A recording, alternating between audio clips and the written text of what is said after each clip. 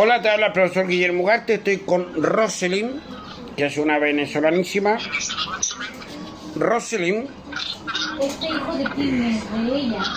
lleva 3 años en el país, que es la situación de muchos extranjeros que tienen 2, 3 años, incluso gente que lleva 1 año y menos tiempo en Chile, ¿cierto? Ahora, perdón, es que me desconcentré porque mis 2 asistentes están hablando ahí y los hombres hacemos una cosa a la vez, las mujeres hacen 2 o 3 cosas a la vez, pero los hombres nos cuesta un poquito más. Entonces decía que Roselyn tiene 3 años en Chile y le estoy preguntando en esta asesoría migratoria si hizo la carta al subsecretario del Interior y me dice sí, la tengo lista, me la hicieron y falta la supervisión de una persona experta o alguien que entienda el tema para ver si está bien hecha, está mal hecha, le falta algo, etc. ¿Sabes qué? Siempre, o la mayoría de las veces, la gente me pide que yo le haga la carta al subsecretario y para eso yo cobro, como todas las personas cobran, pero en este último tiempo me ha tocado mucha gente en donde hay asesores migratorios que le han cobrado 300, 500.000 pesos, 250.000 pesos por una carta al subsecretario. Yo voy a aclarar varias cosas ahora, Roselyn, para que entienda. Primero, la carta al subsecretario del Interior, le llamamos carta al subsecretario porque la ley de migración dice funciones de la subsecretaría del Interior. Por lo tanto, se entiende que el destinatario es el subsecretario del Interior. Por eso le llamamos carta al subsecretario. Pero técnicamente y legalmente se llama recurso administrativo y está regulado por una ley, que es la ley 19.880, que tiene varios principios. El principio fundamental, uno de los primeros principios, es que esta es una carta gratuita. Es decir, tú la puedes hacer gratuitamente. Tiene el principio de escrituración, es decir, tiene que ser por escrito. Tiene que ser escrito porque te da la posibilidad de guardar un respaldo de lo que se escribió. Tiene el principio de celeridad, tiene el principio de conclusión, tiene el principio de contrariedad y otros principios más. Ahora, yo te preguntaba aproximadamente cuántas hojas tiene esta y tú me dices, tiene 3 hojas la carta al subsecretario, lo que encuentro yo satisfactorio, bueno, ¿cierto? Siendo un experto en esto.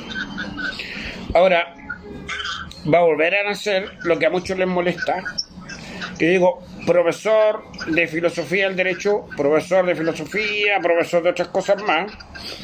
Entonces, cuando uno hace clases, y le ha tocado hacer clases de estos temas, nosotros dependiendo de la asignatura, de la especialización o de la misma carrera, hacemos clases de documentación comercial cuando son cartas comerciales, documentación jurídica cuando son cartas jurídicas con fondo y forma jurídica.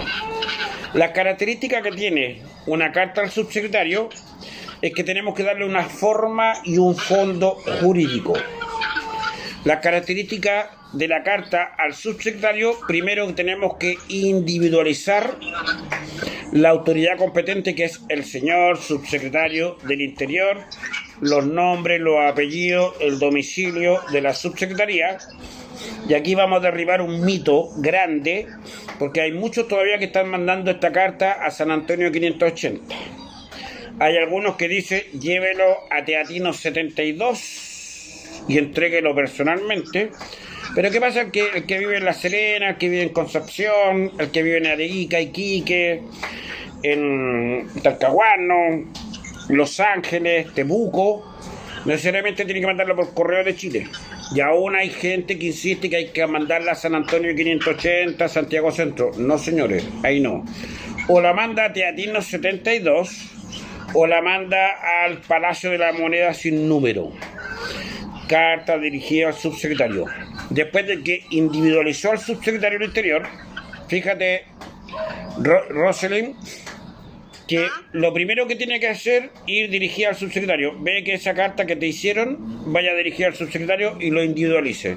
Señor subsecretario del Interior, por intermedio de la presente, yo.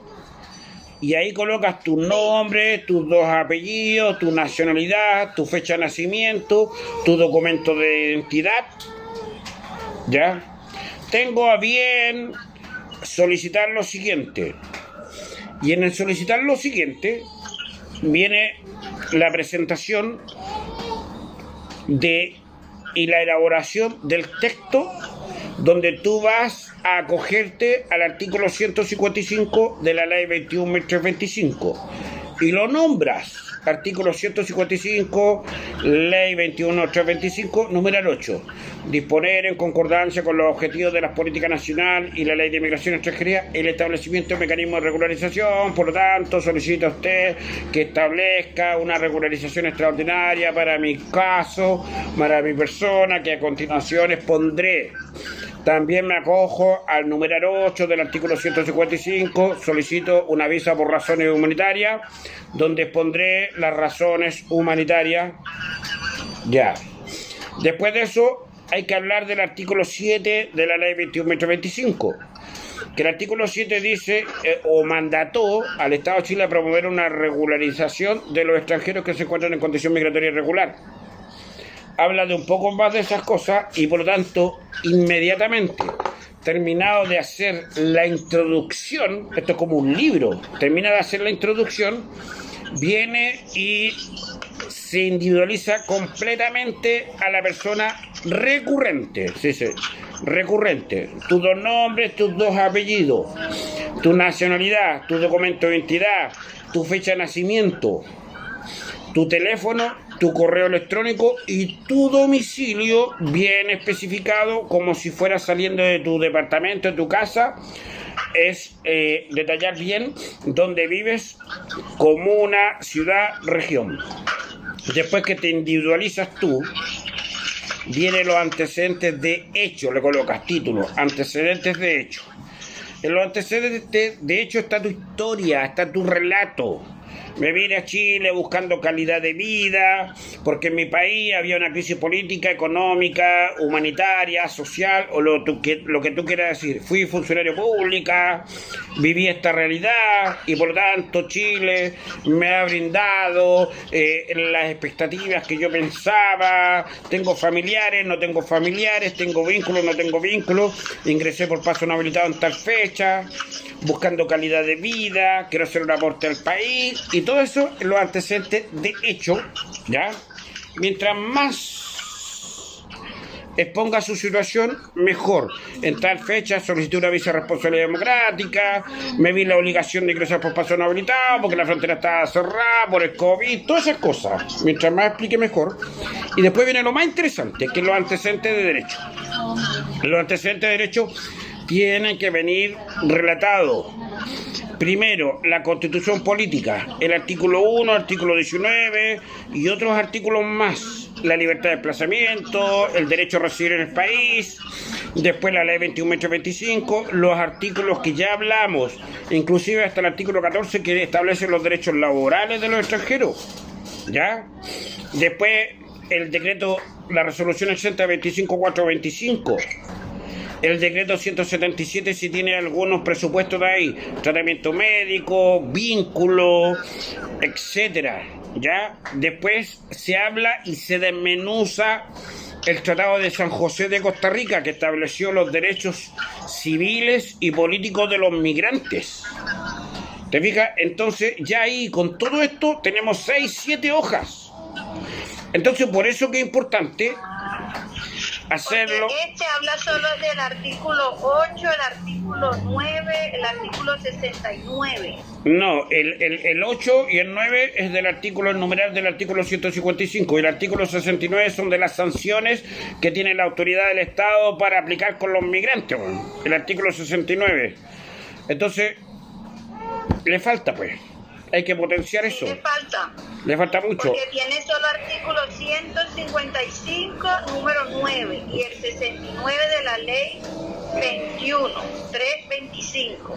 Sí, pues la ley 21, 25, la ley de inmigración. Bueno, si usted quiere hacer la carta al subsecretario conmigo, escríbame. Si usted quiere hacerla solito, este video...